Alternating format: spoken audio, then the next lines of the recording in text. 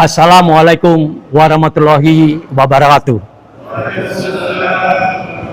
Yang saya sangat hormati bapak-bapak, ibu-ibu, saudara-saudara semua yang hadir di sini untuk menghadiri acara kultum setelah sholat zuhur. Kali ini kami diberi tugas oleh panitia untuk memberikan materi masalah pemberdayaan kesejahteraan keluarga yang di kampung-kampung itu sudah dikenal itu PKK. Zaman saya masih SMA itu malah ditulis di genteng itu PKK. Apa PKK itu? Kadang-kadang PKK itu dianggap perempuan toh. Wah, perempuan kurang kerjaan. Padahal PKK itu kepanjangannya aja berkembang. Jadi kita coba lihat sejarah ya. PKK itu sejak tahun 1957.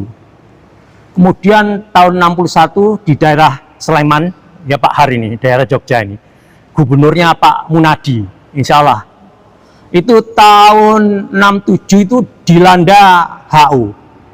Sehingga Pak Gubernurnya bersama istri akhirnya prihatin bagaimana rakyatnya menderita pada waktu itu. Sehingga ketika itu dibentuklah PKK oleh seluruh lapisan masyarakat. Jadi laki, perempuan, anak dibentuk agar dapat menanggulangi pada waktu itu busung lapar. Karena baik, kemudian sekitar tahun 72, menterinya itu Amir Mahmud. Beliau melaporkan kepada Pak Presiden Pak Harto supaya dibentuklah PKK seluruh Indonesia. Jadi PKK itu mulai 72 seluruh Indonesia diwajibkan. Dan alhamdulillah saya ketika itu juga pada waktu kurikulum PKK dibuat, ternyata PKK di Indonesia itu hebat. Negara-negara berkembang pada waktu itu niru. Wah, kok ada PKK? Lalu dikenal dengan malaikat hijau karena pada waktu itu seragamnya hijau, the Green Angel. Akhirnya saya ikut pelatihan kurikulum itu tahun 84, saya di Biro Pemerintahan Desa waktu itu. Diundanglah saya ke Jakarta dengan UNICEF. Dibuatlah kurikulum tentang PKK yang sampai dengan ini ada 10 program pokok PKK. Nah, 10 program pokok PKK itu kalau dilaksanakan seluruhnya luar biasa terhadap keluarga. Berkembang. Sebelum pemberdayaan, pada awal dibentuk PKK itu namanya pendidikan kesejahteraan keluarga. Kemudian waktu eranya Pak Mahmud, Amir Mahmud, itu menjadi pembinaan kesejahteraan keluarga. Nah, sekarang menjadi pemberdayaan kesejahteraan keluarga. Artinya pemberdayaan itu lebih aktif agar masyarakat keluarga khususnya itu bisa tumbuh dengan baik. Contoh 10 program yang pertama namanya penghayatan dan pengamalan Pancasila. Artinya dihayati, diamalkan. Pada zaman kita masih sekolah itu malah ada P4 ya, agar betul-betul Indonesia ini warganya ya mempunyai falsafah hidup Pancasila ini luar biasa. Kalau saya lihat di YouTube itu namanya Malaysia, itu angel Pak. Bahasanya ya bahasa Melayu, bahasa Inggris, sing India nggak bisa bahasa Melayu, yang Cina nggak bisa. Tapi di Indonesia ini dengan Sumpah Pemuda, semua ribuan suku itu ya bisa bahasa Indonesia. Ketika ngomong Jawa, ketika kita di Madura ya ngomong Indonesia bisa, ngomong di Ambon ngomong Indonesia bisa. Itu luar biasa. Itu pengaruhnya kepada kita sampai saat ini menjadi negara kesatuan Republik Indonesia. Oleh karena itu pada waktu program pertama, program penghayatan dan pengamalan Pancasila, itu ya memang harus dihayati, dibaca 5 sila ini. sebagai orang Indonesia yang luar biasa. Makanya sampai ada Hari Kesaktian Pancasila. Ini pendiri-pendiri kita luar biasa. Semua kagum dengan Indonesia ini. Berbagai-bagai suku. Padahal dihitung ya dulu itu, suku Jawa itu paling banyak. Tapi gak perlu, bahasa Indonesia, bahasa Jawa, enggak. Bahasa Indonesia yang sampai sekarang ini luar biasa. Kemudian di program kedua itu gotong royong yang menjadi budaya kita sejak lama yang perlu dipelihara.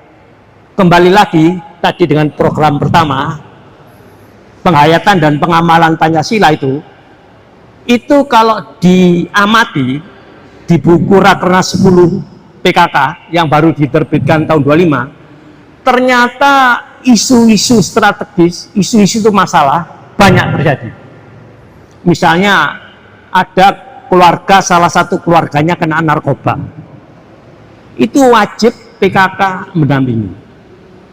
Berbicara PKK, organisasinya itu seluruh ketua PKK, mulai pusat, provinsi, gubernur, bupati, wali kota, camat, lurah, desa, itu istrinya wajib menjadi ketua tim penggerak PKK.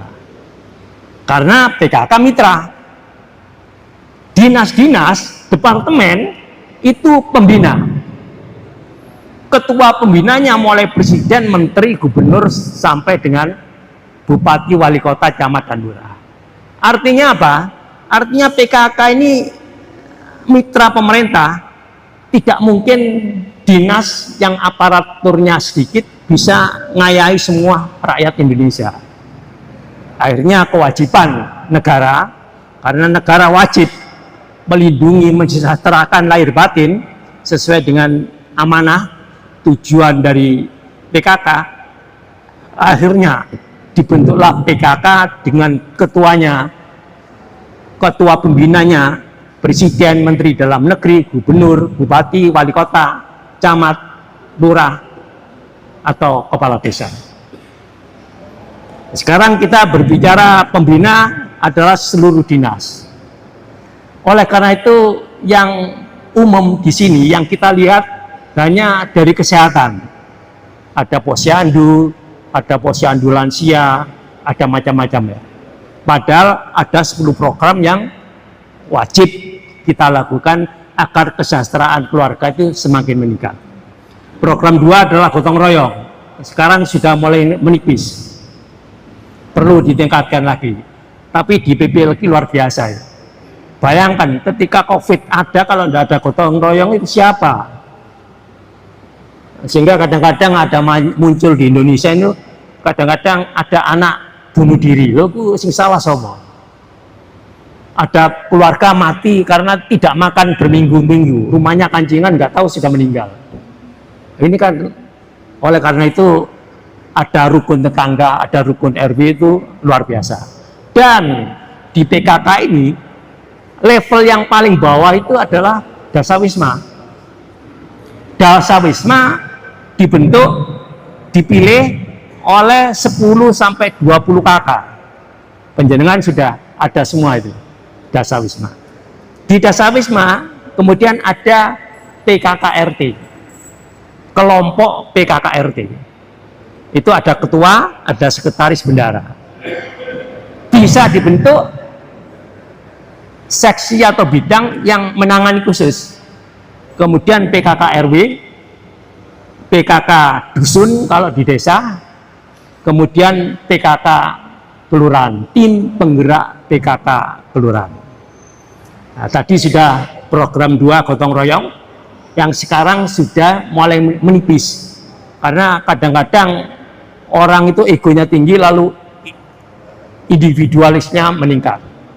Yang program ketiga, kebutuhan yang pertama adalah pangan. Nah, pangan ini sekarang presiden ini ketahanan pangan.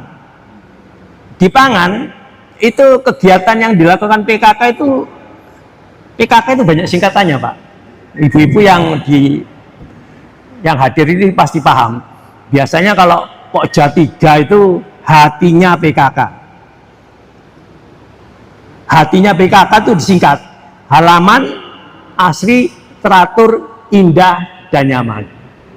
Jadi sama. Tadi pagi saya dengarkan ceramahnya Prof itu Ustadz pakai singkatan. Tapi harus tahu singkatannya baru bisa bicara.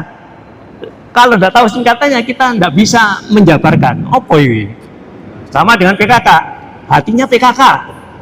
Halaman, asri, teratur, indah, dan nyaman. Dan alhamdulillah di perumahan kita ini semua sudah halamannya bagus, diatur, gotoronya bagus, tukar menukar tanaman, dan ini dilombakan, namanya macam-macam lombanya. Tapi itu hatinya PKK, itu di Pokja 3. Kemudian setelah pangan, banyak daerah-daerah yang berhasil. Rembuk, musyawarah, saat desa mau nanam cabai, wah itu berapa, luar biasa. Lanjut, setelah pangan baru sandang. Sandang ini diharapkan etika berpakaian itu harus dibudayakan. Kemudian banyak tumbuh industri-industri rumah yang berkaitan dengan sandang. Ada edoprint, ada batik, dan macam-macam. Itu difasilitasi oleh pemerintah. Biasanya ada pelatihan-pelatihan dari Dinas Tenaga Kerja. Itu bisa melalui PKK. Selanjutnya, pangan, sandang, perumahan. Nah ini, bapak-bapak wajib. Perumahan dan tata laksana rumah tangga. Artinya syarat-syarat rumahnya bagaimana, ventilasinya, pencahayaannya. Kemudian yang lebih bagus lagi, bagaimana IPAL. Singkatan lagi, IPAL itu instalasi pengelolaan air limbah warga. Itu banyak sudah dengan teknologi tepat guna. Kebetulan saya di Surabaya ada masjid begini ya, airnya kan eman-eman, habis wudhu kan dibuang, masuk. Nah, itu biasanya di Jambangan itu, masjid besar itu, jadi tempat wudhu semua dialirkan ke satu bak gitu Pak. Kemudian difilter dengan 3 filter, airnya filter terakhir itu dicek ada ikannya. Kalau ikannya hidup berarti sehat ya. Nah itu yang bisa untuk siram-siram. IPAL, instalasi pengelolaan air limbah. Kemudian habis rumah, nah, perlu pendidikan dan keterampilan. Oleh karena itu di tempat-tempat kita apa semua sudah wajib belajar 13 tahun ya. 13 tahun itu taman kanak-kanak dianggap. Lalu 1, 2, 3, 4, 5, 6. Wajib sekolah dan pemerintah harus membiayai. Sekarang malah bukan 13 tahun, sampai dengan 15 tahun. Wajib belajar. Oleh karena itu dengan pendataan melalui dasar siswa akan tahu, wow ini sih durung lulus SD, itu harus difasilitasi mungkin dengan program kejar paket A. Ada program kejar paket A, ada program kejar paket B, paket C, dan lain-lain. Itu untuk pendidikan. Pelatihan juga gitu. Banyak. Oleh karena itu wajib pemerintah itu memfasilitasi, dan PKK inilah salah satu mitranya.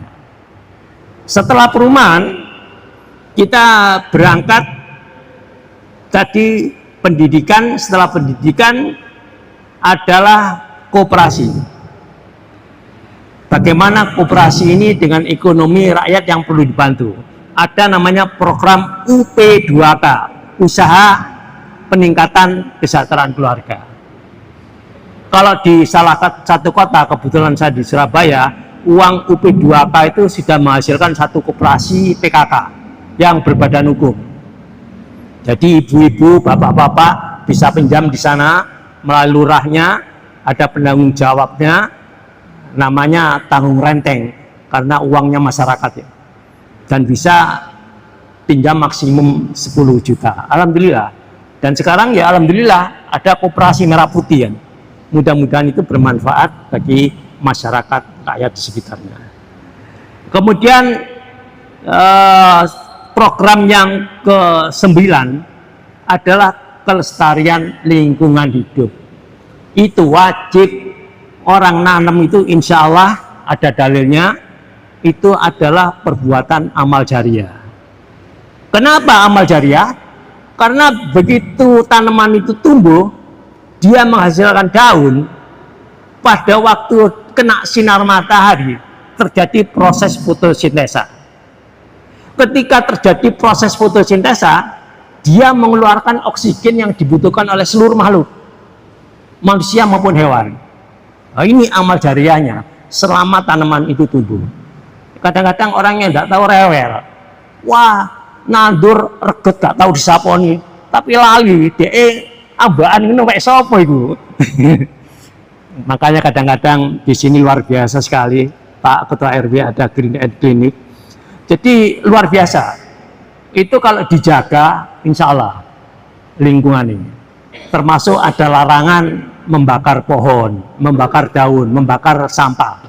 Karena memang membahayakan, karena gas yang dikeluarkan itu beracun. Program 10 adalah perencanaan sehat. Nah ini yang perlu. Jadi perencanaan sehat itu di PKK diatur. Jadi anak-anak sebelum waktunya menikah jangan menikah. Harus siap mental.